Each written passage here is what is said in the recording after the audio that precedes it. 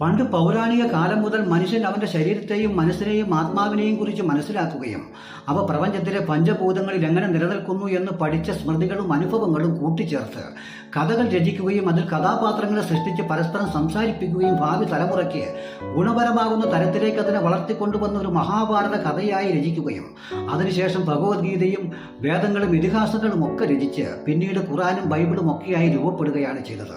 അന്നൊന്നും ദൈവങ്ങൾക്ക് ഇത്ര പ്രസക്തി ഉണ്ടായിരുന്നില്ല.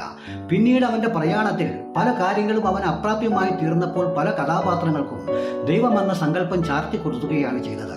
അങ്ങനെ രൂപപ്പെട്ടതാണ് ഇന്ന് കാണുന്ന മതങ്ങളും ഇതിഹാസങ്ങളും ഈ പോരാട്ടങ്ങളുമൊക്കെ.